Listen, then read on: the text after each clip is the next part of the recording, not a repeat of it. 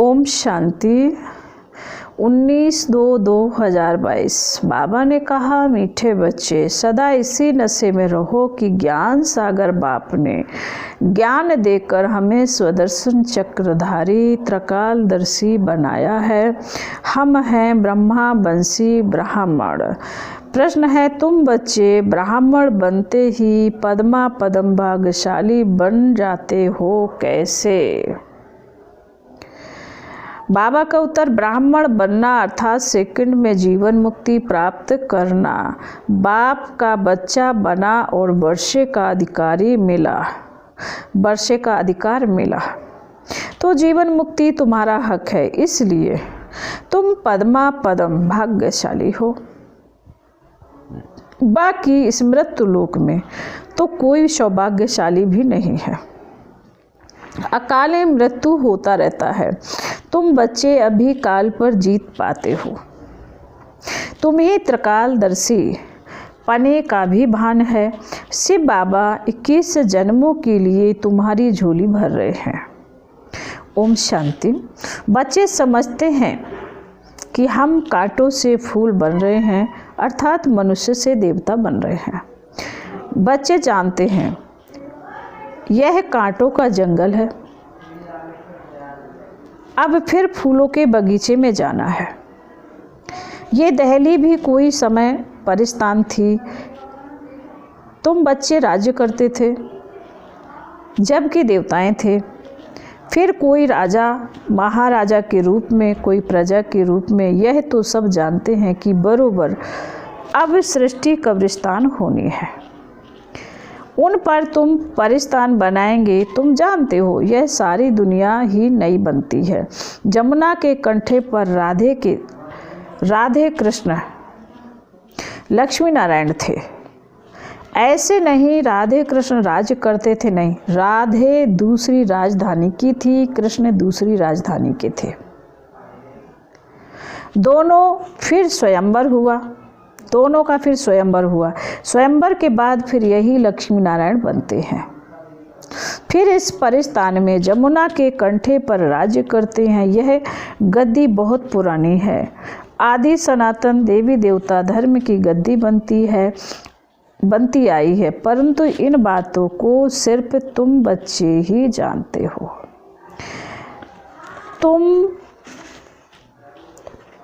बाबा कहते, तुम ही अपना परिस्थान बना रहे हो, राजधानी स्थापन कर रहे हो। कैसे? योगबल से। देवी देवताओं की राजधानी लड़ाई से नहीं स्थापन हुई थी। तुम यहाँ सीखने आए हो राजयोग बल, जो 5000 वर्ष पहले सीखे थे। तुम कहेंगे, हाँ बाबा, कल्प पहले भी आज के ही दिन इसी समय हम बाबा से पढ़ना सीखते थे। यहाँ सिर्फ बच्चे ही आते हैं। बच्चों के बिना बाप और कोई से बात कर न सके। बाप कहते हैं, मैं बच्चों को ही सिखलाता हूँ तुमको कितना नशा रहना चाहिए। ज्ञान का सागर बाप है, उनको ही ज्ञानेश्वर कहते हैं। इसका अर्थ है ईश्वर को ज्ञान का सागर है। ईश्वर जो ज्ञान का सागर, वह इस समय तुमको ज्ञान देते हैं। कौन सा ज्ञान? सृष्टि के आदि मध्य अंत का ज्ञान। तुम बच्चे स्वदर्शन चक्रधारी बनते हो। तुम ब्रह्मा वंशी हो। विष्णु वंशी जो राज्य करेंगे वह स्वदर्शन चक्रधारी त्रिकालदर्शी नहीं है। तुम ब्रह्मा वंशी हो, सो फिर देवता बनेंगे। हम सूर्यवंशी थे, फिर चंद्रवंशी में गए, फिर वैश्यवंशी, शूद्रवंशी बने, अब फिर से हम ब्राह्मण वंशी बने हैं। बाबा कहते, तुम बरोबर जानते हो कि हम स्वदर्शन चक्रधारी हैं। सारे सृष्टि के आदि मध्य अंत का ज्ञान हमारे में है। इनसे ही फिर चक्रवर्ती राजा रानी बनेंगे। यह नॉलेज सभी धर्म वालों के लिए है। से बाबा सबको कहते हैं, इन ब्रह्मा को भी कहते हैं। इनकी आत्मा भी अब सुन रही है। तुम अब ब्राह्मण हो, हर एक मनुष्य मात्र शिव बाबा का बच्चा भी है तो ब्रह्मा बाबा का बच्चा भी है। ब्रह्मा है ग्रेट ग्रेट ग्रैंड फादर जिस्मानी और शिव बाबा है सबका रूहानी बाप। शिव बाबा को प्रजापिता नहीं कहेंगे, शिव बाबा आत्माओं का बाप है। बाप कहते मैं भारतवासियों को राज्य भाग्य देता हूँ, हीरे जैसा सदा सुखी बनाता हूँ, 21 जन्मों के लिए वर्षा देता हूँ। फिर वह जब पूज्य से पुजारी बनते हैं तो मेरी गिलानी करने लग पड़ते हैं। बाप कहते हैं कितना ऊंचा मैं तुम्हारा बाप हूँ, मैं ही भारत को हेवन पैराडाइज बनाता हूँ। तुम फिर सर्वव्यापी कहलानी, बाबा कह रहे फिर सर्वव्यापी कह गिलानी करते हो। 5000 वर्ष पहले भारत स्वर्ग था, कल्प की बात है, तुम ही राज्य करते थे, सोच था आज अंधियारा है, परंतु समझते हैं यही स्वर्ग है। भारतवासी गाते हैं नई दुनिया में नया भारत राम राज्य हो, मनुष्य फिर इसको ही नया भारत समझ रहे हैं। यह तो ड्रामा है, इस समय माया का पछाड़ी का पंप है। अब रावण राज्य मुर्दाबाद और राम राज जिंदाबाद होना है। राम राज्य कोई राम सीता का राज्य को नहीं कहा गया है। बाबा कह रहे राम राज कोई राम सीता के राज्य को नहीं कहा जाता, सूर्यवंशी राज को ही राम राज्य कहा जाता है। तुम आए हो सूर्यवंशी राजा रानी बनने के लिए।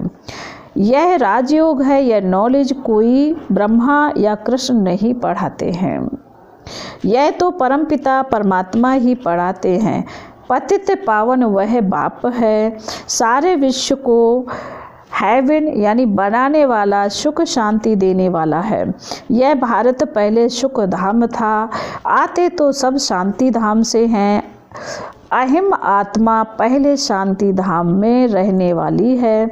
आत्मा सो परमात्मा नहीं, अहिम आत्मा। सूर्यवंशी थे, फिर क्षत्रिय वैश्य शूद्र बने, अब फिर ब्राह्मण वंश में आए। यह चक्र अर्थात बाजोली का खेल है। पहले है चोटी ब्राह्मण, फिर क्षत्रिय, टोटल 84 जन्म भोगने पड़ते हैं। बच्चे इसमें मूझने की कोई बात नहीं है। सेकंड में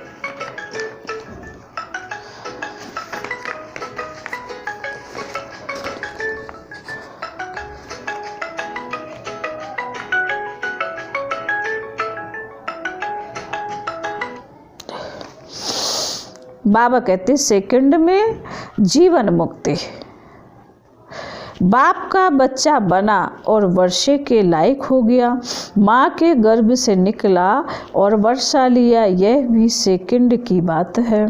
जनक को सेकंड में जीवन मुक्ति मिली ना, तुम भी ईश्वर के बने हो तो जीवन मुक्ति तुम्हारा हक है। तुम अमर लोक के मालिक बनते हो, यह है मृत्यु लोक, तुमसे सौभाग्यशाली और कोई है नहीं। यहाँ तो अकाले मृत्यु हो जाते हैं, अब तुम काल पर विजय पाते हो। बाप कालों का काल है तो उस बाप से तुमको कितना वर्षा मिलता है।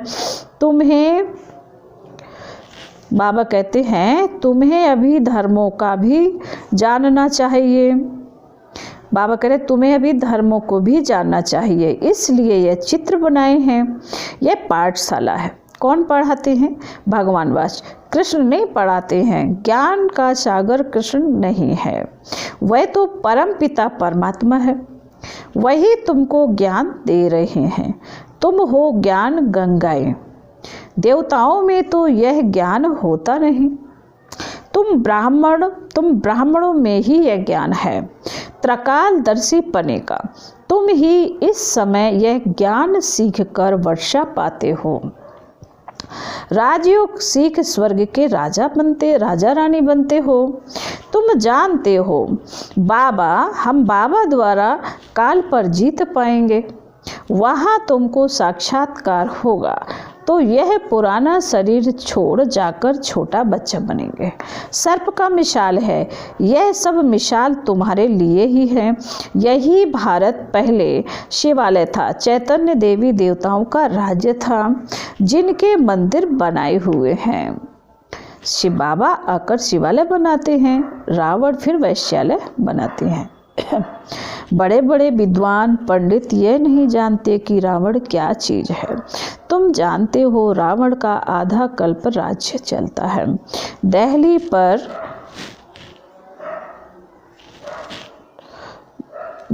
पर पहले गॉड गॉडेस लक्ष्मी नारायण का राज्य था। कहते हैं क्राइस्ट से 3000 वर्ष पहले भारत हेवन था, परंतु भूल गए। कोई मरता है तो कहते हैं स्वर्गवासी हुआ, मुख मीठा कर देते हैं। जब भारत स्वर्ग था तो पुनर्जन्म भी स्वर्ग में होता था। अब भारत नर्क है तो पुनर्जन्म भी नर्क में लेते हैं। बाप कहते बच्चे तुमको याद है ना, कल्प में आकर तुमको स्वर्ग का मालिक बनाता हूँ। अब तुम पतित से पावन बन रहे हो, यह काम एक बाप का ही है। बच्चों की बुद्धि में है ऊंचे ते ऊंचा शिव बाबा। इस ब्रह्मा द्वारा बैठ सभी वेद शास्त्रों का सार समझाते हैं। भक्ति मार्ग में तो मनुष्य खर्चा करते करते कौड़ी मिशल बन गए हैं। बाबा कहते हैं मैंने तुम बच्चों को हीरे जवाहरों के महल बनाकर दिए, फिर तो तुमको नीचे उतरना ही था। कला कमती होनी ही थी। उस समय कोई ऊपर चढ़ ना सके, क्योंकि है ही गिरती कला का समय। इस समय तुम सबसे ऊंच ईश्वरीय औलाद हो, फिर देवता क्षत्रिय बनना ही है। कितना भी कोई दान पुण्य करे, भक्ति मार्ग में खर्चा करते करते कला उतरनी है। बाबा भी बच्चों से पूछते हैं मैंने तुमको इतना साहूकार बनाया, तुमने सारा धन कहाँ किया? बच्चे कहते बाबा आपके ही मंदिर बनवाए। अब फिर शिव भोलानाथ बाबा हमारी 21 जन्मों के लिए झोली भर रहे हैं। बाबा कहते हैं I am your obedient servant, most obedient father, most obedient teacher, पारलौकिक फादर, पारलौकिक टीचर और परलौकिक में रहने वाला मोस्ट ओबीडिएंट सतगुरु भी है। तुमको साथ ले जाऊंगा और कोई गुरु तुमको साथ नहीं ले जाएगा। इसमें डरने की कोई बात नहीं है। अब तुम बच्चों को ज्ञान का तीसरा नेत्र मिला है। इन नेत्रों से इस बाबा को देखते हो। शिव बाबा को तो बुद्धि के नेत्र से जाना जाता है। वर्षा शिव बाबा से मिलता है। इस ब्रह्मा को भी वर्षा शिव बाबा से मिल रहा है। ऊंचे ते ऊंचा है ही शिव बाबा, फिर ब्रह्मा विष्णु शंकर, फिर ब्रह्मा सरस्वती, फिर लक्ष्मी नारायण। बस उन्होंने कितने ढेर चित्र बनाए हैं। 6-8 भुजा वाला कोई है नहीं। यह सब है भक्ति मार्ग का खेल। Waste of time, waste of energy. वास्तव में सर्वशास्त्रमयी श्रोमणी है गीता। उनमें भी बाप के बदले बच्चे का नाम डाल एकज भूल कर दी है। यह भी ड्रामा है। सबका सदगति दाता पतित पावन एक बाप ही है। फिर दूसरा बाप प्रजापिता ब्रह्मा, तीसरा है लौकिक बाप। जन्म बाई जन्म 2 बाप मिलते हैं। इस एक ही समय पर 3 बाप मिलते हैं। इसमें मूझने की कोई बात नहीं। कहते हैं ज्ञान, भक्ति और वैराग। अब वैराग भी 2 प्रकार का है। एक है हद का, दूसरा है बेहद का। सन्यासी तो घर बार छोड़ जंगल में चले जाते हैं। यहाँ तो तुम पुरानी दुनिया को ही बुद्धि से छोड़ते हो। वह है हठ योग, यह है राजयोग। हठ योगी कभी राजयोग सिखला नहीं सकते। बहुत अच्छी अच्छी बातें समझने की हैं। तुम बच्चे ही इस समय कांटों से फूल बनते हो।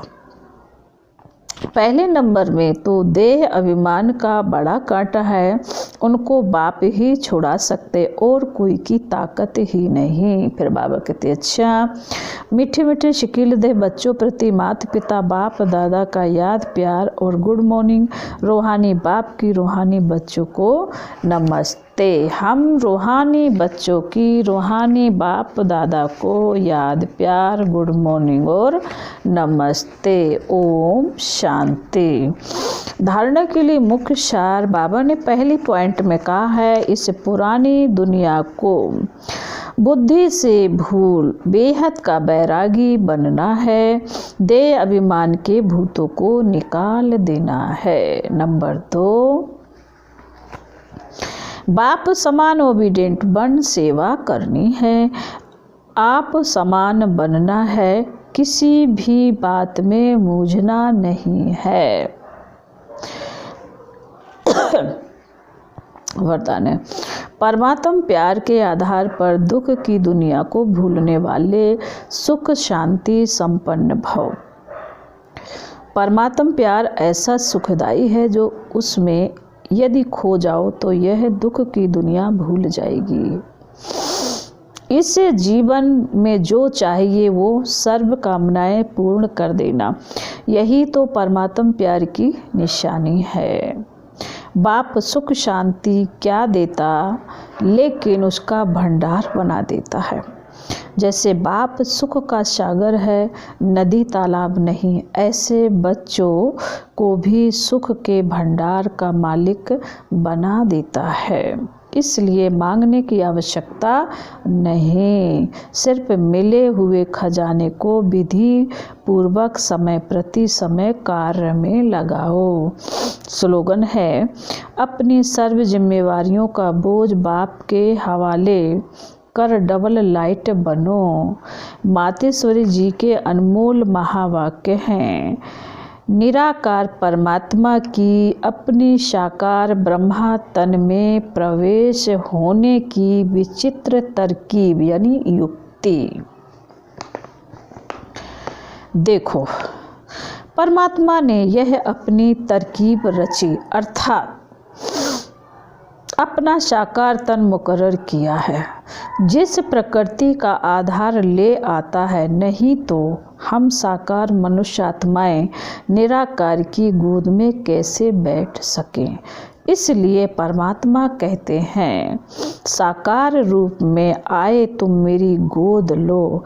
इसमें कुछ देने की बात नहीं है, सिर्फ 5 विकार जिन्होंने तुमको दुख अशांति बनाया उन्हों का संन्यास कर और मुझ परमात्मा को निरंतर याद करो। मनसा वाचा कर्मणा, मेरे डायरेक्शन पर चलो तो